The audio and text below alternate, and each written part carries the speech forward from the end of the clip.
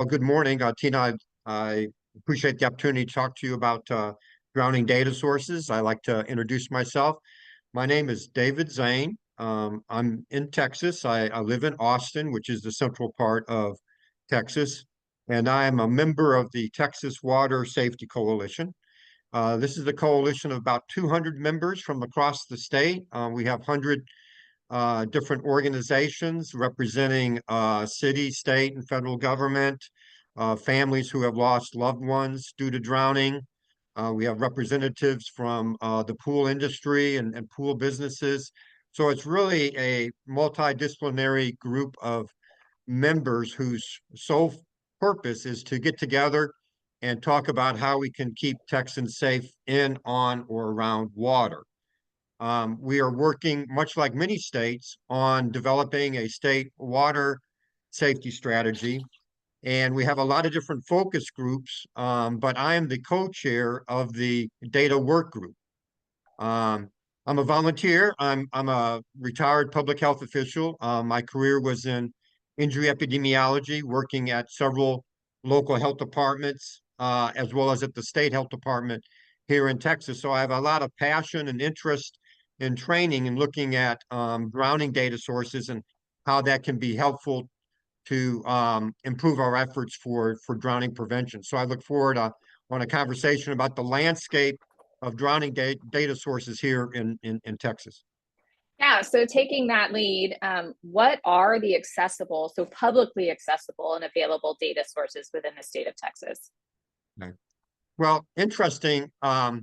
We have found that the most helpful open data source for drowning data is at the federal level. And this is the CDC Wonder and the CDC Whiskers federal online query system. CDC Wonder and CDC Whiskers, WISQARS, is a free online query system where you can gather health statistics on different types of mortality statistics around the country. And you can specifically pick your state and your county and specifically pick the various drowning codes as it relates to drowning related to pools, drowning related to open waters, drowning related to bathtubs and undetermined, and really get a snapshot of the drowning mortality for your community, for your county, for your state. And the cool thing about this, Tina, is that they have 25 years of data, and it will provide you an output of the number of deaths. It will calculate the mortality rate for you. You can do statistics on the number of drownings by age group, by gender, by race, ethnicity, by month of death. It is a wealth of information to help you examine drowning mortality trends. And we have found that is very, very useful because by using it, we now know that in Texas, we rank third in terms of the most drowning deaths in the country. We're about the 17th in the nation in terms of death rate. We know that sadly that there's been over 9,000 Texans that have fatally drowned in the last 25 years. And we now know that sadly one Texan dies on average every day. So we use these mortality statistics that we gathered from CDC Wonder in our press releases, in our publications, in our research, as well as at the press conference at our state capitol yesterday when the governor proclaimed May being Water Safety Month. So we have found that the federal database, CDC Wonder and Whisker, has been very helpful to provide us a state perspective, a county perspective on the magnitude of drownings in our area. That's fascinating that you've reverted to kind of the national databases as opposed to something more local. Some of the other states that I've spoken with, obviously they absolutely use Wonder and Whiskers as well. They're also looking in particular at like their Department of Health and what kind of resources they might have. Is there any, so knowing in particular that, the CDC databases tend to lag by about 2 years in the data that they're providing, which is from a trend standpoint, fine, right? I mean, we're able to establish the trends and see over time what's happening. Do you find at the local level, are there sources that can provide you more current specific data so that you don't have that 2-year lag? Well, I think the time lag is going to be an issue for a lot of agencies in terms of their closeout date and then looking at the data quality, cleaning the data and stuff like that. But in Texas, I think I would note 3 state agencies that have drowning data sources for us. The first is the Texas Department of State Health Services, the Public Health Department. Also, the Texas Parks and Wildlife Department, that manages, and among other things, the state parks and a lot of the waterways. And then the third is the Texas Family and Protective Services. So let me go through each of those agencies and sort of provide a high-level overview of the types of drowning data sources they have, and that might be helpful to other states and other jurisdictions. So let's start with the Texas Department of State Health Services. We all know that drowning is a public health problem, and at the Texas Department of State Health Services, they have a number of initiatives that collect data on drownings. And let me first make note of the drowning registry that the state has. In public health, there are certain reportable public health conditions, much like measles and bubonic plague, where providers and local health departments have to report information on these conditions to the state level. Well, in Texas is unique because drowning is a reportable public health condition by hospitals and medical examiners and coroners, justices of the peace. So at the state health department, they do have a drowning registry. Years ago, it was a paper data collection system, but over the last few years, they've set up an online data entry system where those providers can provide information on approximately 40 different data elements, primarily trying to get better information on the circumstances of the fatal and non-fatal drowning incident. So that's a work in progress. Texas is a big state, and it's a challenge that the state health department is doing a great job in terms of promoting awareness of the issue and working with providers to get the information submitted to them. Beside the drowning registry, the state has an EMS trauma registry, and the EMS registry. We have about 900 EMS firms in the state. Pretty large number of EMS firms. And what's exciting is 95% of those EMS firms are reporting data to the state.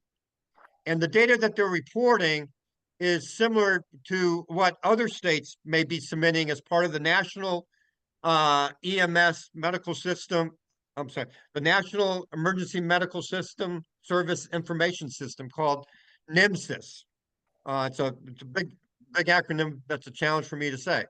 But it's a standard data set, and 95% of the EMS firms are submitting data to the state, and they're just about ready to close out their 2024 data collection.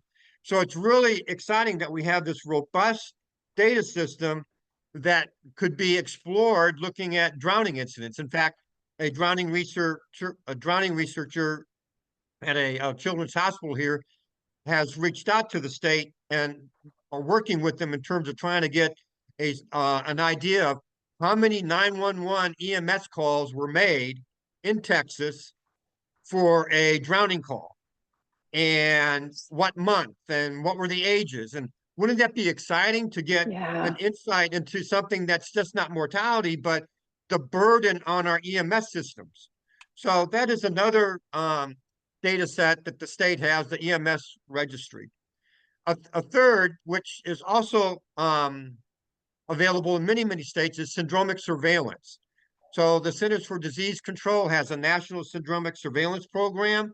And the whole point of that is to strengthen surveillance to detect infectious diseases, infectious disease outbreaks, and and other public health threats. About 80% of the emergency departments are participating in this system where they provide some data from the electronic health record to CDC on a data platform.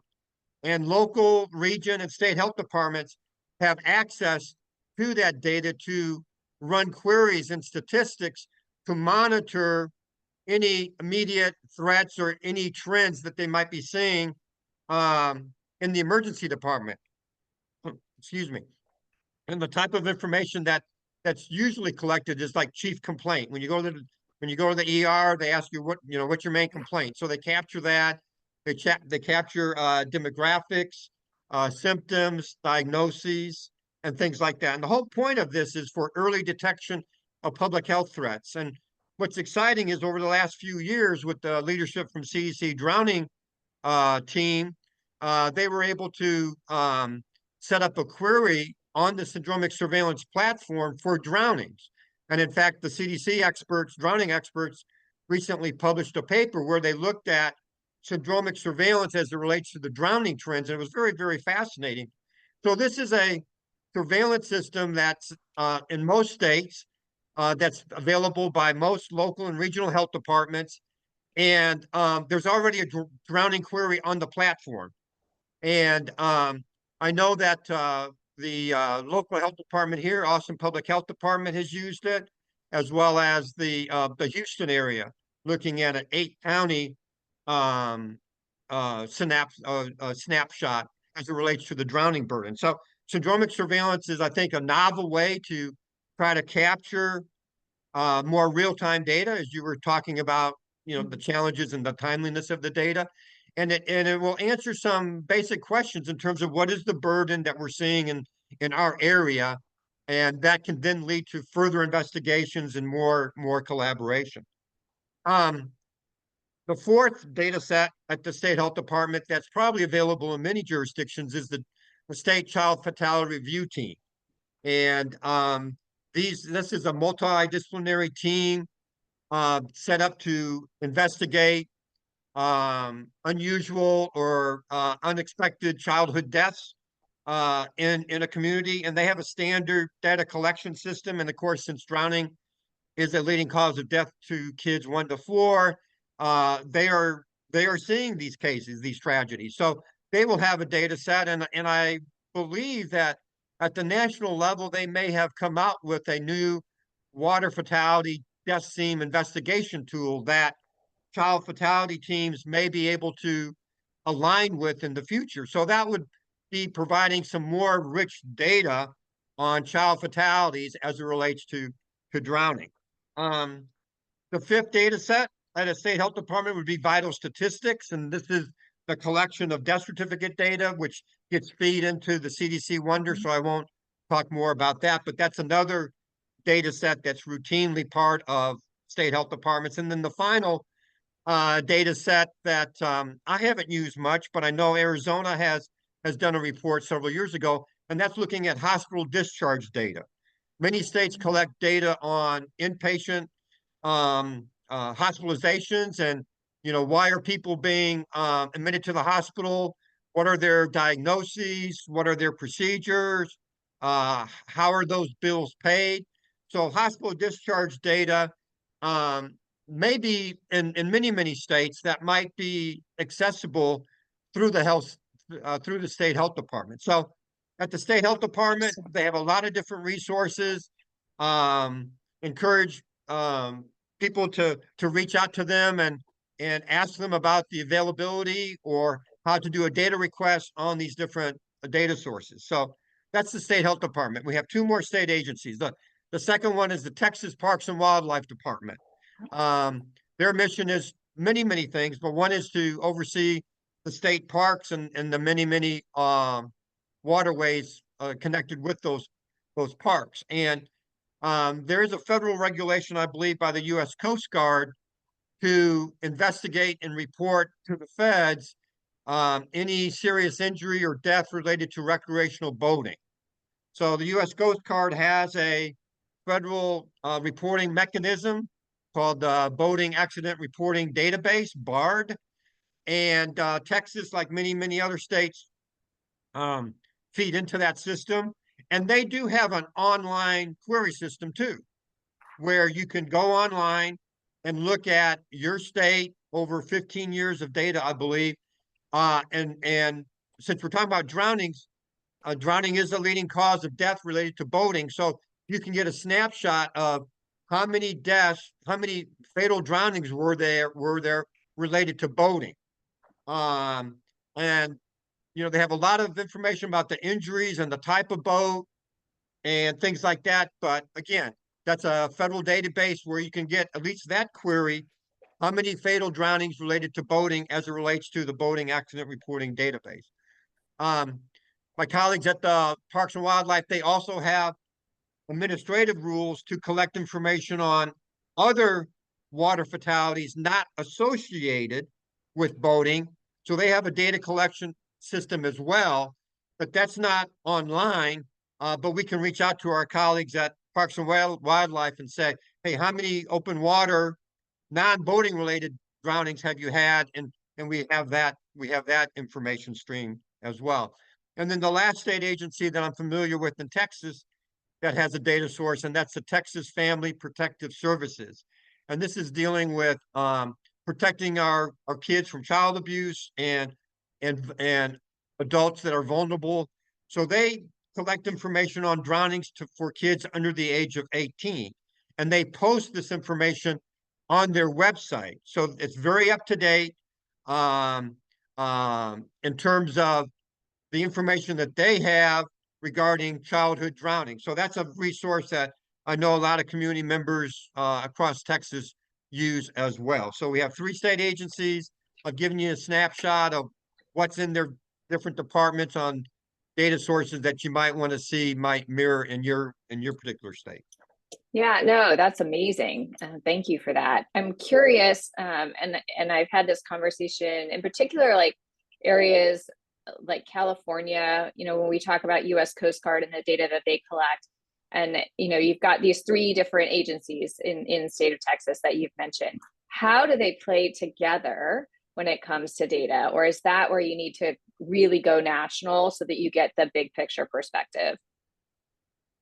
Well, that's a great question, and that's one of our main recommendations in our upcoming water safety strategy, I hope, and that is develop a state multidisciplinary team to focus on data, so that everybody in the state knows, who's collecting data, what type of data elements are do we have information on, and how can we build this network in collaboration to get a better idea of what's happening in our state. And again, that will be happening at the national level too, because a lot of this is at the federal level, like with the Coast Guard and Child Fatality Review Team. So we're all in it together.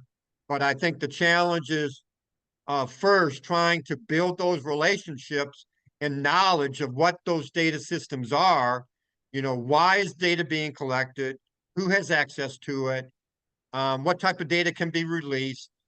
And how can we work more closely together? And again, a lot of it is just awareness and education, so we can get our arms around, who's doing what, and then moving forward from that.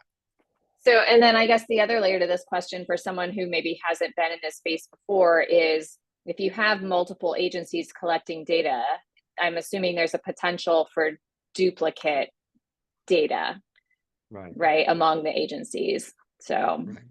yeah. Well, I guess for someone that's looking initially to get into this space, or to try to get an understanding of the drowning burden in their state, my first recommendation is look at CDC Wonder on the mortality stuff.